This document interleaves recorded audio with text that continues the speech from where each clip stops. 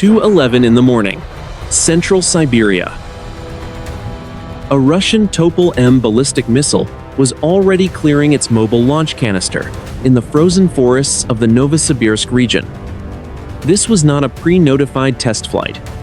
Within seconds, the solid fuel booster had punched through the low winter clouds. It left a question that the Kremlin could not answer, and the White House was not prepared to ask. The Siberian night was minus 40 degrees Celsius. The air was brittle and still. Beneath the canopy of ancient pines, the snow was scorched black by the initial ignition. Usually, these launches are choreographed weeks in advance through diplomatic channels. This morning, the infrared sensors of the United States Space Force saw only a sudden, massive heat signature where there should have been nothing but wilderness. 2:13 in the morning. The Cheyenne Mountain Complex, Colorado. Inside the Combat Information Center, the atmosphere shifted from routine monitoring to absolute crisis in 4 seconds. A senior technician stared at a glowing orange icon on the main theater display. The satellite data was unambiguous. A single missile was in its boost phase. The projected trajectory was climbing fast. It was heading north by northeast. The watch officer spoke into a high-priority line. "This is Cheyenne Mountain. We have a thermal detection in the Novosibirsk sector. One bird in the air. We are tracking a ballistic trajectory." I say again, this is not a drill. Across the room, analysts began calculating the arc. At that altitude, the missile was fighting gravity, but it was winning. The computer models began to draw a thin red line across the polar projection. It crossed the Arctic Circle. It moved toward the Bering Strait. The destination was becoming clear. 2:15 in the morning. The Kremlin, Moscow. The lights in the underground command center flickered. As the emergency generators sensed a surge, a Russian general stared at his own displays. He was not looking at an American launch. He was looking at his own weapon. He was shouting for the commander of the 39th Guards Missile Division. The launch had not come from a silo. It had come from a mobile platform that was supposed to be in maintenance. The general grabbed a secure handset. "Identify the unit. Who authorized the ignition? We have no mission parameters for this launch. Shut it down." The technician at the terminal shook his head. His face was pale in the blue light of the monitor. "Sir, the command link is non-responsive. The missile is under internal guidance. We have lost control of the flight profile." 2:18 in the morning. Clear Space Force Station, Alaska. The long-range discrimination radar swept the sky with massive pulses of energy. The system locked onto the target as it exited the atmosphere. The missile was now traveling at Mach 15. It was no longer a secret. It was a physical reality screaming through the vacuum of space. In the command center, the mission commander watched the impact timer. The numbers were counting down from 22 minutes. The projected impact zone was a specific coordinate in the Alaskan interior. It was a site that housed the very interceptors meant to stop a strike like this. The commander looked at his executive officer. "They are aiming for our shield. If that missile hits, we are blind. Alert the National Command Authority. We are at DEFCON 2. The morning was still quiet. It would not stay that way. 2:19 in the morning. The White House Situation Room. The president leaned over the polished mahogany table. The room smelled of cold coffee and ozone. 6 screens displayed the Arctic projection. A red line was stretching across the top of the world. It looked like a vein of blood on a digital map. The National Security Advisor spoke first. His voice was steady, but his hands were tight. "Mr. President, the North American Aerospace Defense Command has confirmed a single ballistic launch. It originated from the Novosibirsk region of Central Siberia. It is a Topol-M mobile platform. It is currently in its mid-course phase." The president looked at the chairman of the Joint Chiefs of Staff. "Was there a notification? Is this a test?" The chairman adjusted his glasses. "No notification was received. The launch site is a non-declared mobile position. Our infrared satellites detected the plume 9 minutes ago. The trajectory is fixed on central Alaska." "The impact window," the president said. The chairman checked his tablet. 17 minutes. If the warhead is live, it will strike the interceptor field at Fort Greely. They are trying to take out our shield before we can react. 2:21 in the morning. The Russian Strategic Missile Forces Command. The bunker was a concrete tomb buried deep beneath the Moscow suburbs. General Fedorov stared at the telemetry. The missile was performing with terrifying precision. It was ignoring every abort sequence. It was a ghost in the machine. Fedorov shouted at his technical officer, "Send the secondary kill code. Use the high-frequency burst. We cannot let that bird cross the 60 parallel." The officer did not look up from his screen. "General, the command uplink is severed. The software has been locked from the inside. We are being purged from the system."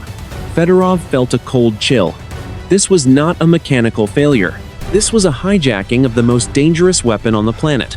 He realized that the chain of command had been broken by someone who knew the codes better than he did. "Get the Americans on the line," Fedorov said. "Tell them the truth. Tell them we have lost a missile.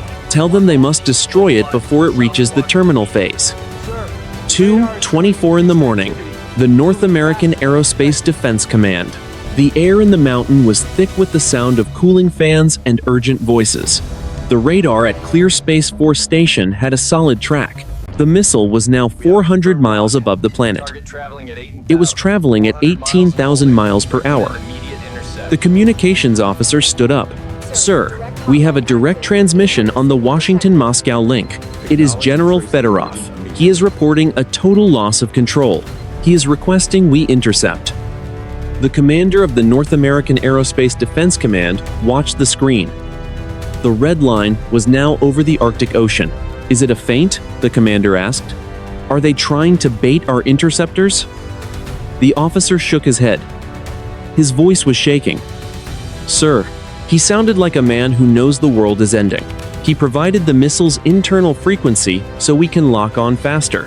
The commander turned to the battle staff. "Ready the interceptors at Fort Greely. We have 12 minutes until the window closes. If we miss, Alaska is gone and the world follows." Deep in the frozen earth of the Alaskan interior, the heavy steel lids of the silos began to slide back. Steam vented into the sub-zero air. The final countdown had begun. 2:25 in the morning. The National Military Command Center at the Pentagon. The Secretary of Defense stared at the primary display. The Russian frequency provided by General Fedorov was pulsing on a side monitor. It was a gift that felt like a trap. If the United States used that frequency to lock their radars, it could provide a backdoor for Russian electronic warfare. It could blind the very interceptors they were about to fire. The secretary turned to the chairman of the Joint Chiefs of Staff. "Is the frequency verified? Can we trust a man who just told us he lost a nuclear missile?" The chairman did not hesitate. "Our signals intelligence suggests the frequency matches the Topol-M command suite, but it is a risk. If we use it, we are slaving our sensors to their data. If they are lying, our interceptors will fly into empty space, while the real warhead hits the ground." The president's voice came over the speaker from the Situation Room.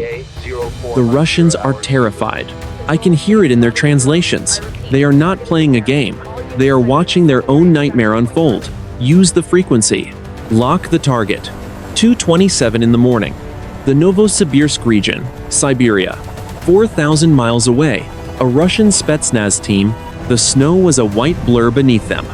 The pilot pushed the engines to their limit. Inside the lead helicopter, the team commander. The team commander checked his weapon. He had been told that the crew of the launcher was not responding to any radio hails.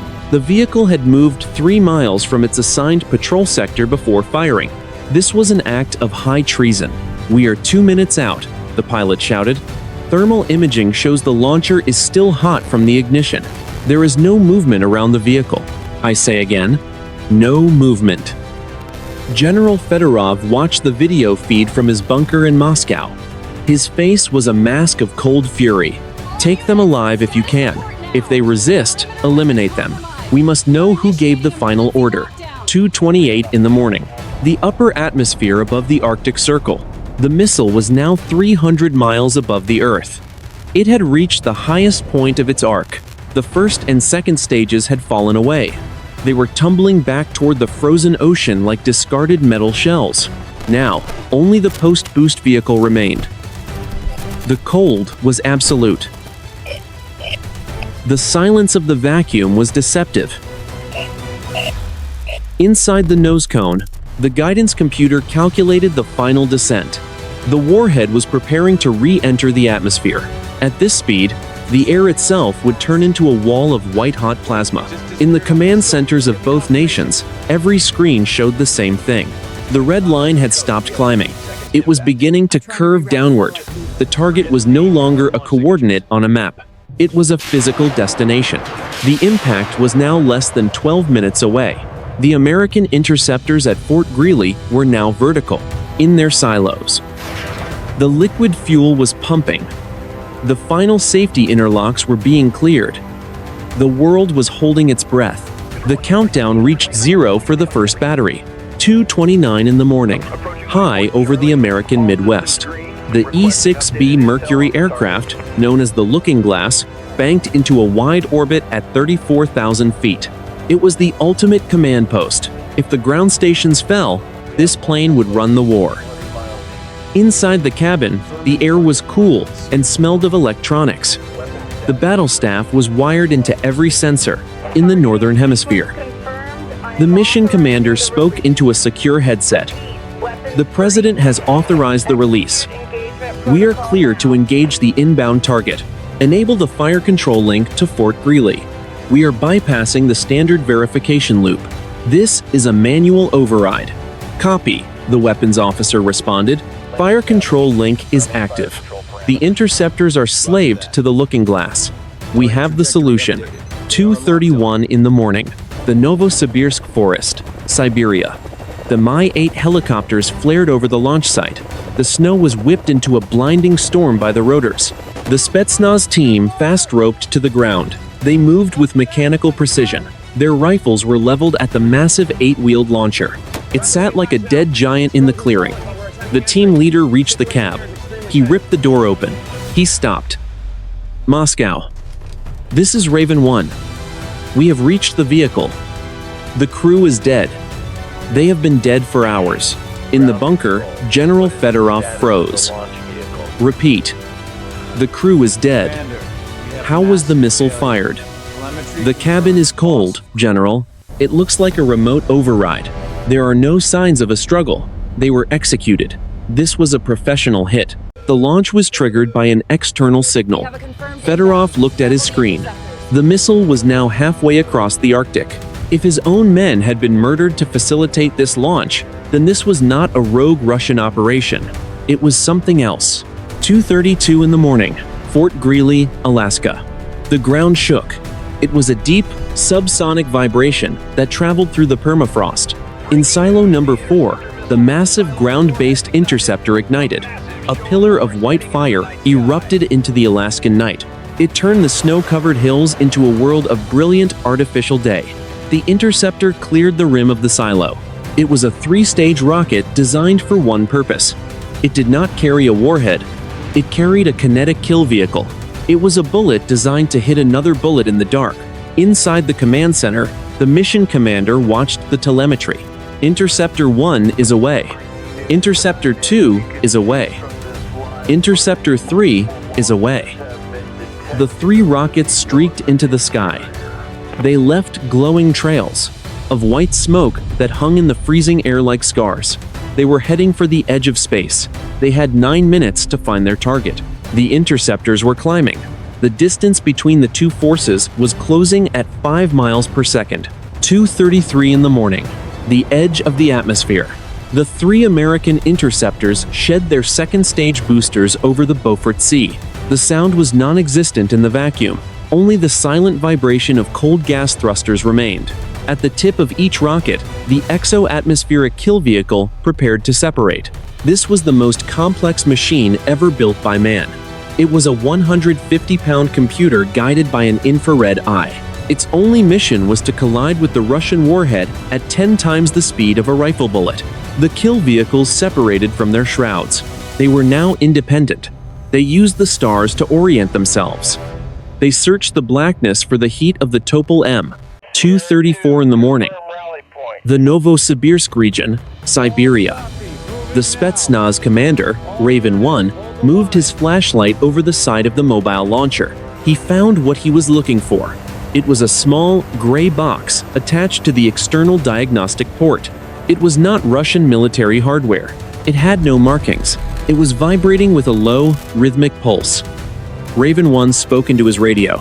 "Moscow, we have found the source. There is an external override device on the bus. It is transmitting a high-gain signal. It is not our technology. I repeat, this is not our technology." In the Moscow bunker, General Fedorov felt a surge of cold dread. If the device was not Russian, then the missile was a puppet. The launch was a choreographed murder designed to trigger a world war. He keyed the direct line to the White House. "Mr. President, this is Fedorov. My men have found a foreign device on the launcher. We did not fire that missile. Someone is using our weapon to force your hand. Do not retaliate. I repeat, do not retaliate against Russian territory." 2:36 in the morning. The National Military Command Center. The Secretary of Defense listened to the translation. He looked at the president on the screen. The president's face was unreadable. "We cannot wait for a forensic report, General," the secretary said. "The warhead is 4 minutes from impact. If we do not intercept, my country is hit. We are committed." On the main theater screen, the icons were merging. The 3 interceptors were now less than 500 miles from the target. The infrared sensors on the kill vehicles had found the heat signature. It was a bright, white dot against the cold background of space. The computer began the final micro-adjustments.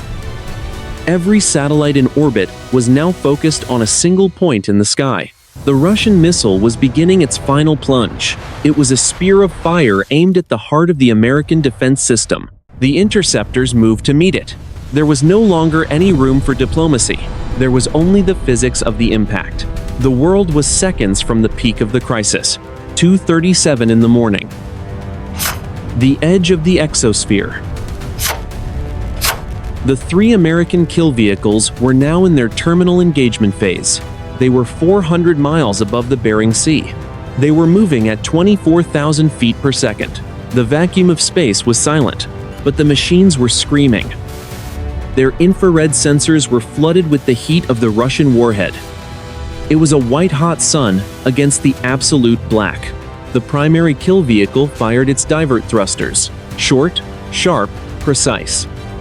Tiny plumes of liquid fuel pushed the machine into the direct path of the incoming missile.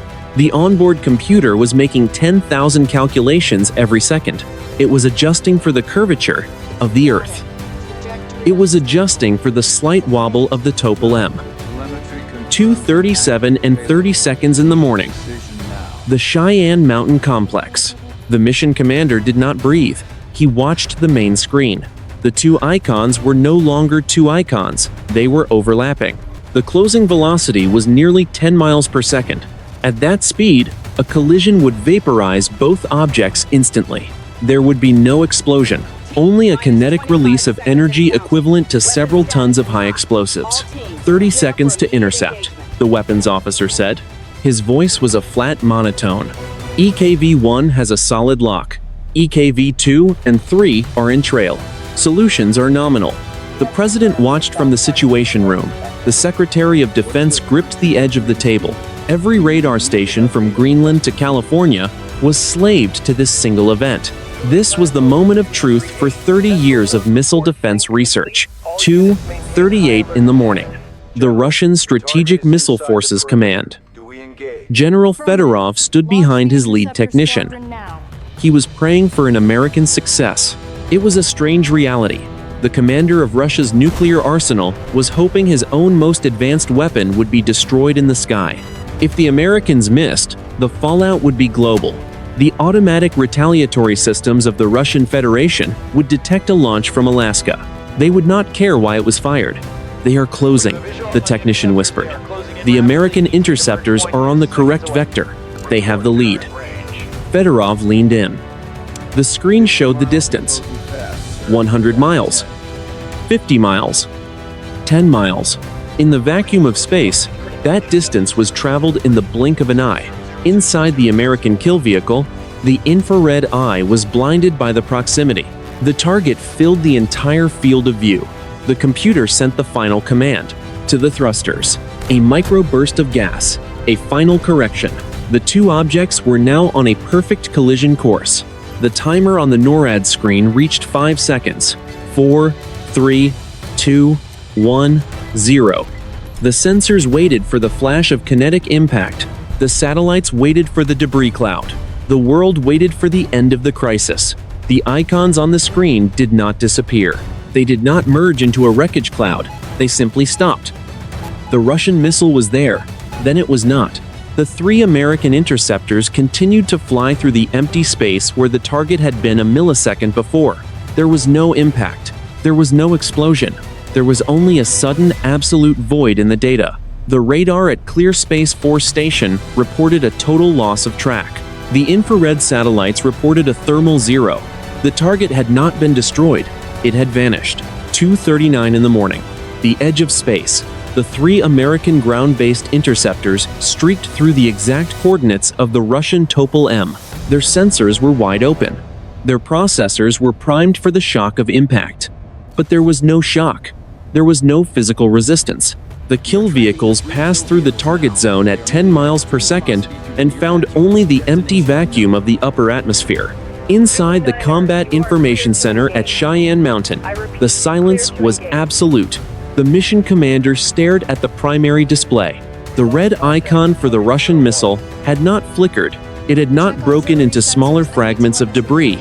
It had simply ceased to exist. Lost track, the radar officer whispered. Clear Station reports no return. Space Force 6 reports thermal zero. The target is gone. It did not detonate. It did not impact. It is just gone. 2:39 and 15 seconds in the morning. The Looking Glass aircraft. The infrared cameras on the underside of the command plane were still recording. The video feed was being transmitted in real time to the Pentagon. The screen showed the black sky and the white streaks of the American interceptors. Then, a massive, circular ripple appeared in the center of the frame. It looked like a stone dropped into a still pond of liquid light. The ripple was 5 miles wide. It distorted the stars behind it. For 3 seconds, the cameras captured a shape that defied every known principle of aerodynamics. It was not a craft. It was a hole in the sky. It was a perfect geometric void that seemed to swallow the light around it. "Look at the thermal," the pilot shouted. "We have a massive bloom at 32,000 feet. It is not a missile. It is not an explosion. It is a structural displacement." 2:39 and 45 seconds in the morning. The Russian Strategic Missile Forces Command. General Fedorov stood frozen. His technicians were frantically checking their systems for a software glitch. They were looking for a reason why a 50-ton missile could vanish from every tracking station in the Northern Hemisphere. The telemetry from the Topol-M had cut out at the exact moment of the American intercept, but the data did not show a collision. The final packets of information showed a sudden, massive surge in local gravity. "General," the lead analyst said. His voice was trembling. "The American interceptors are still in flight. They are over the Bering Sea, but our missile is no longer on the grid. We have no debris, no radiation, no impact." Fedorov grabbed the secure line to Washington. "This is Fedorov. Confirm your status. Did you hit the target?" The Secretary of Defense responded immediately. "Negative, General. We did not hit.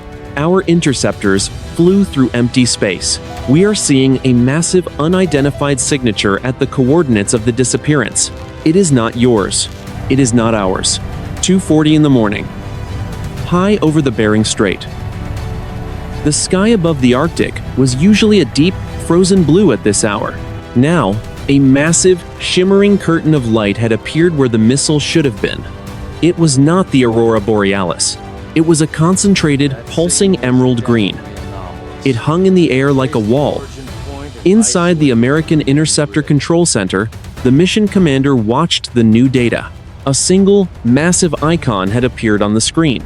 It was designated as an unidentified aerial phenomenon.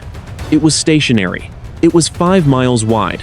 And it was emitting a frequency that was jamming every military satellite in the sector. "Sir," the weapons officer said, "the interceptors are falling. Their guidance systems just died. Everything in that zone is going dark." The pivot had occurred. The two greatest nuclear powers on Earth had prepared for a war of annihilation. But the war had been stopped by something neither side could identify. Something that had reached out and plucked a nuclear missile from the sky as if it were a toy. The sky returned to a deep, dark blue, but nothing felt normal. 2:40 in the morning, the Cheyenne Mountain Complex. The main theater display was a sea of digital static. Every radar pulse sent toward the intercept point returned as a garbled mess of noise. The mission commander stood with his hands on his desk. He did not move. He was looking at a ghost. The weapons officer spoke into the silence. "Sir, we have lost telemetry on all 3 ground-based interceptors. They did not self-destruct. They did not impact. Their signals just stopped." The commander looked at the technical lead. "Is it a Russian jammer? Are they masking the impact?" The technical lead shook his head. "No, sir. This is not a frequency we recognize. It is a wide-spectrum suppression. It is coming from the center of the target zone. Whatever is up there is projecting a field that our sensors cannot penetrate. It is as if the air itself has become a lead wall." 2:42 in the morning. The Kremlin. General Fedorov watched the same void on his screens. The Topol-M was gone. The American interceptors were gone. But his satellites were still picking up a massive gravitational anomaly over the Bering Strait. It was as if a piece of the atmosphere had been hollowed out. His analysts were frantically trying to explain how a 50-ton missile could disappear without a thermal signature. The technician spoke. "General, we are receiving a priority signal from the Americans. It is the President of the United States." Fedorov picked up the handset. "This is Fedorov. My systems are blind. I have no debris. I have no missile." The president's voice was low and urgent through the translator.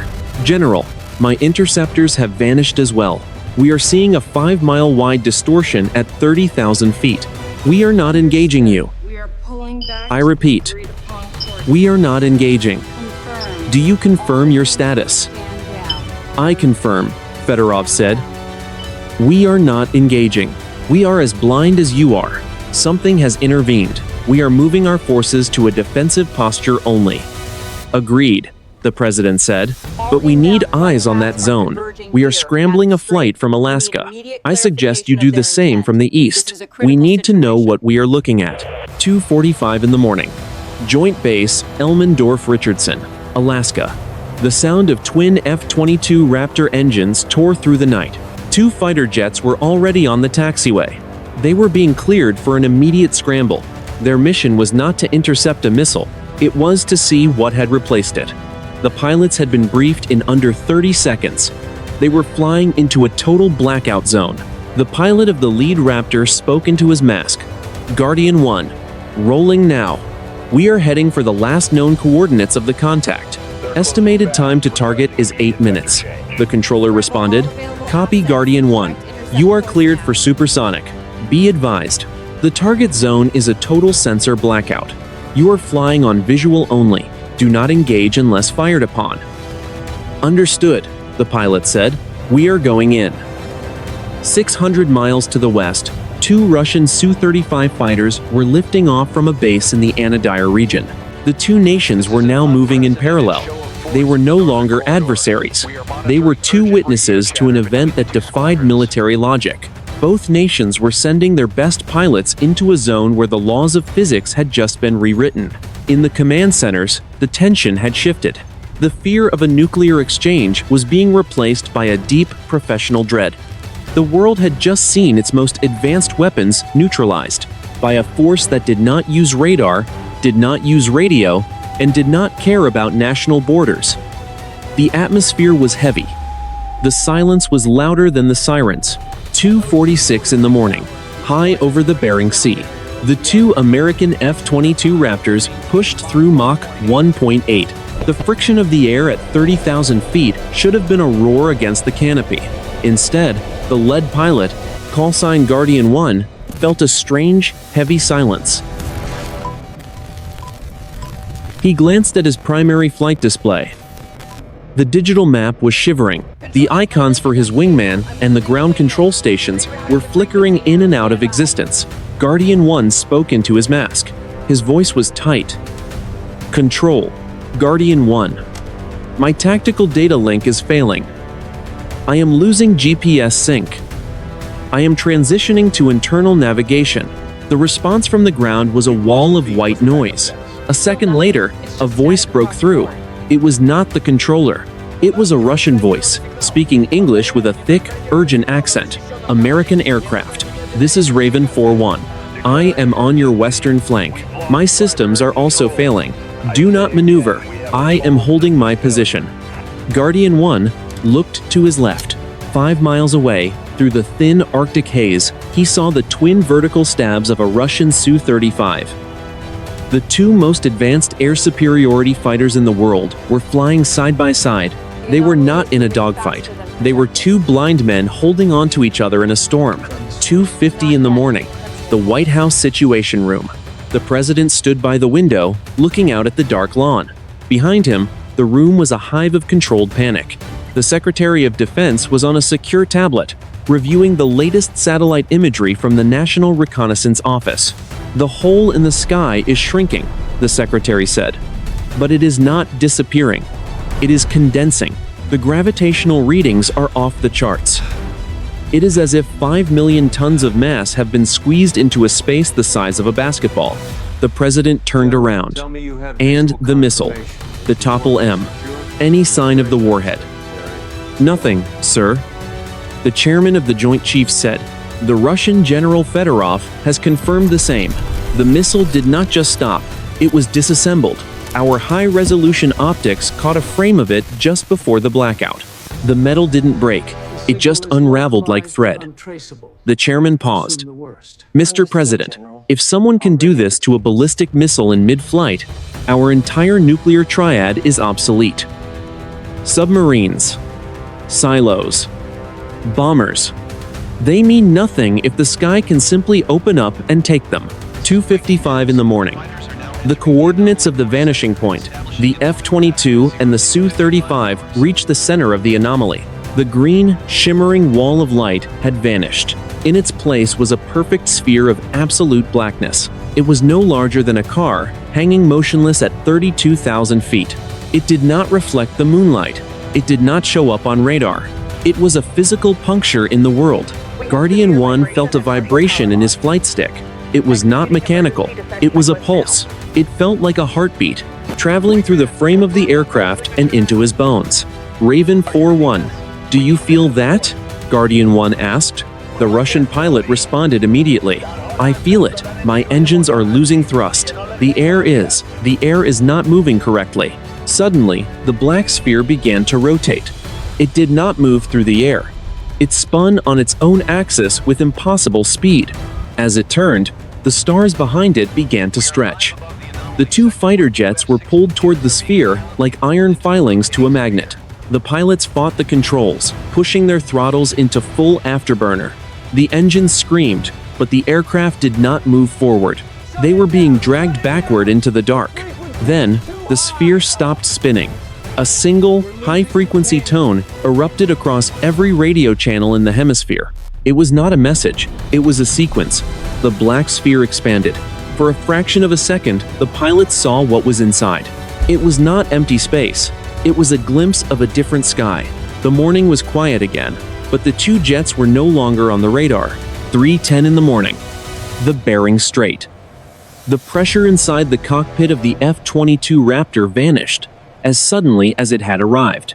1 second, the pilot, Guardian 1, was fighting a gravitational pull that threatened to tear the wings from his aircraft. The next, he was weightless. The black sphere did not explode. It did not fade. It simply retracted into a single point of white light and blinked out of existence. The Russian Su-35 was tumbling 300 meters to his left. Its engines were trailing dark smoke. Guardian 1 slammed his throttles forward into military power. The Raptor responded. The digital displays snapped back to life. The static was gone. The world was cold and real again. Guardian 1 spoke into his mask. His voice was professional and steady. Control. Guardian 1. The anomaly has dissipated. I repeat, the target has vanished. I am in visual contact with the Russian aircraft. He appears to have engine trouble. I am holding position. 3:15 in the morning. The Anadyr region, Russia. Inside the cockpit of the Su-35, the pilot, Raven 4-1, fought to relight his left engine. The turbine temp was climbing. He watched the American fighter through his canopy. It was a silhouette against the stars. He felt no urge to arm his missiles. The instinct for combat had been replaced by a deep, hollow exhaustion. Raven 4-1 keyed his radio. American pilot, this is Raven 4-1. I have stabilized. My left engine is operational. I am clear of your flight path. I have no targets on my radar. The missile is gone. Copy, Raven, Guardian 1 responded. The sky is empty. My mission is terminated. I am turning to heading 180. Safe flight. Safe flight, Guardian. 3:25 in the morning. The National Military Command Center at the Pentagon. The Secretary of Defense watched the primary theater display. The red icons for the Russian missile and the 3 American interceptors had not returned. The massive unidentified aerial phenomenon icon had also flickered and disappeared. The radar at Clear Space Force Station was reporting a clean sweep for 500 miles. The chairman of the Joint Chiefs of Staff leaned over the desk. Mr. President, all sensors confirm the zone is clear. We have no thermal signatures. We have no debris tracks. The Topol-M has been removed from the environment. We are recommending a transition to DEFCON 3. The president's voice came through the speaker. And the Russians. General Fedorov has confirmed a total stand-down, the chairman said. They are recovering their Spetsnaz team from the launch site. They are as confused as we are. There will be no retaliation. The Secretary of Defense looked at the screen. There was no cheering in the room. There was no sense of victory. There was only a profound, heavy silence.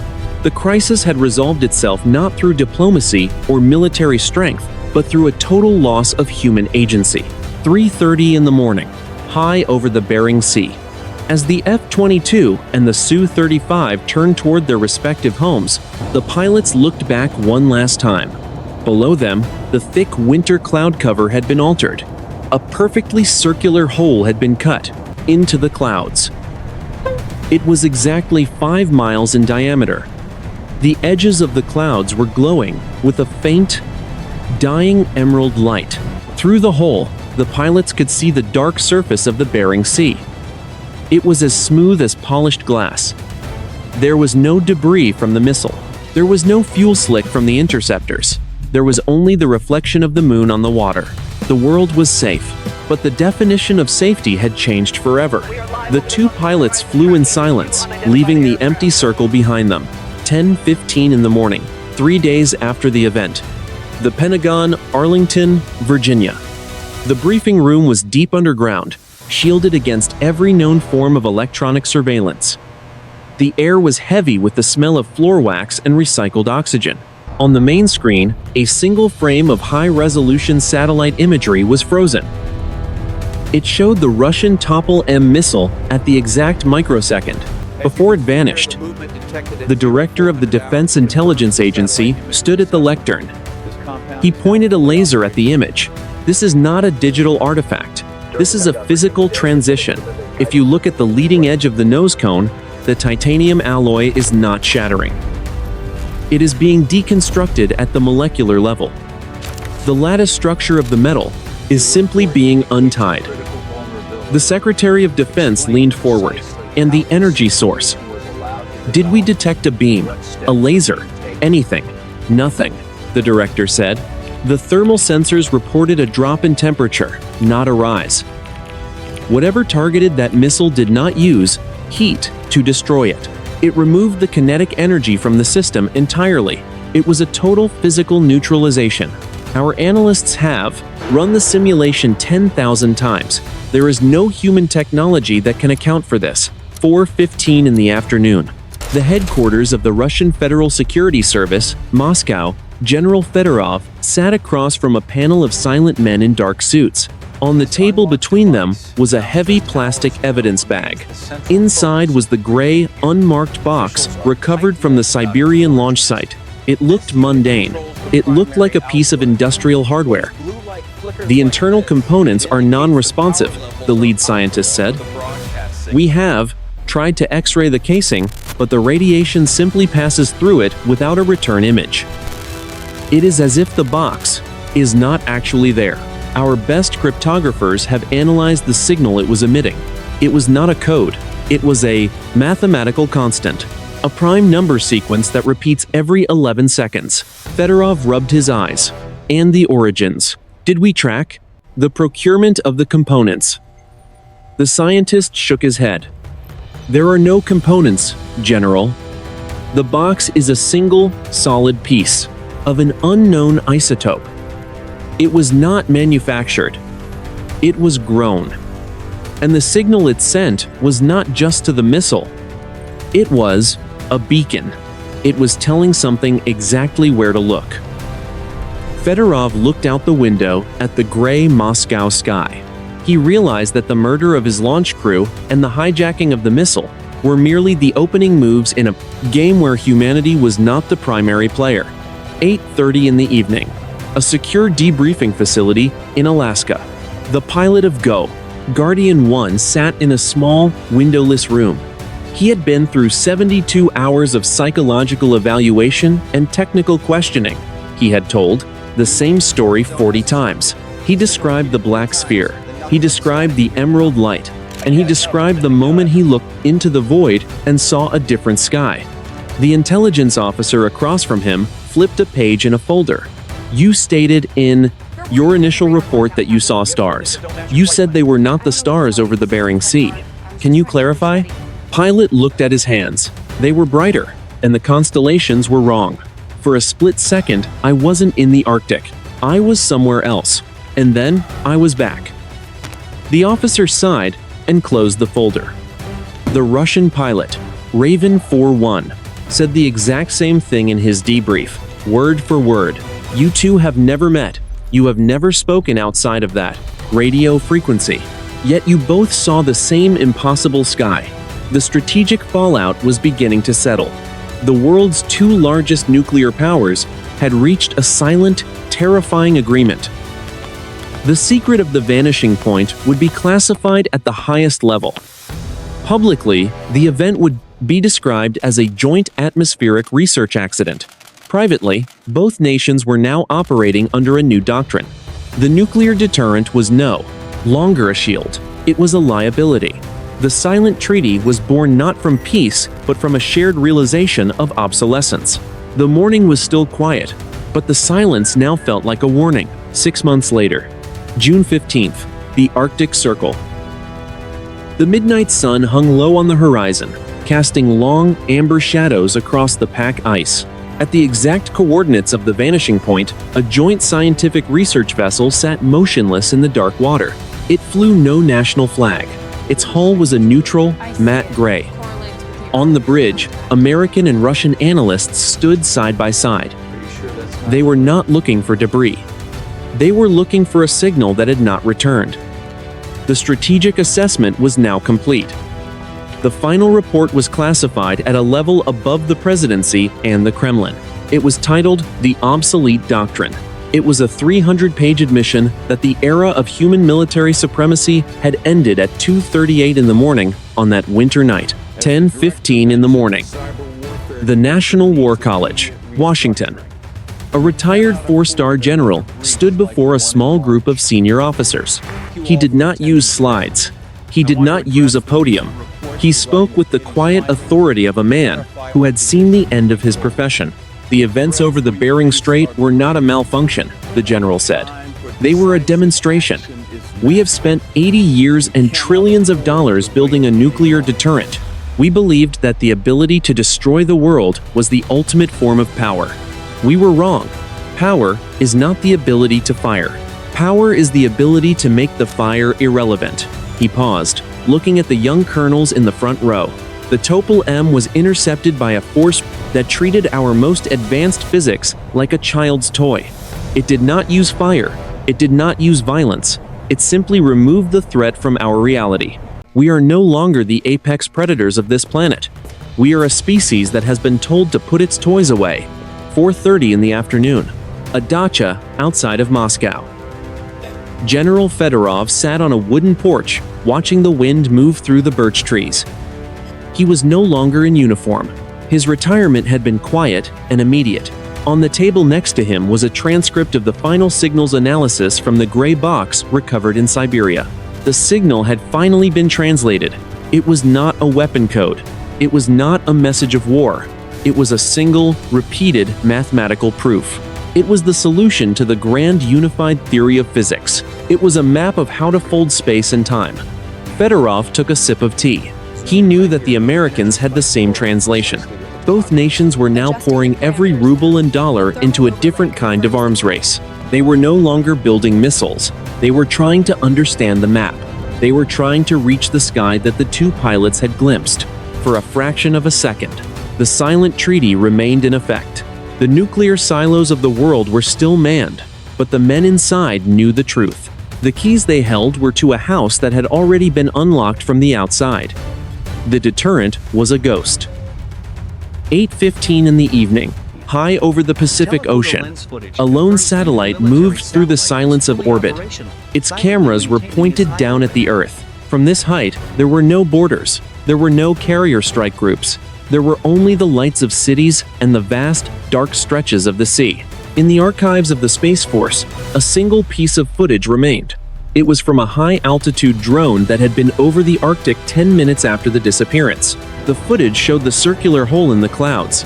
As the hole began to close, a tiny, brilliant point of light had accelerated straight up. It did not use a rocket motor. It did not leave a plume. It reached the edge of the atmosphere in less than a second and vanished into the stars. The military thriller of the 20th century was over.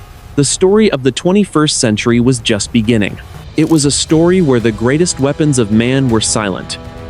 For the first time in history, that silence was the only thing keeping the world together. It was a world where the sky was no longer a ceiling, but a door. The evening was still quiet.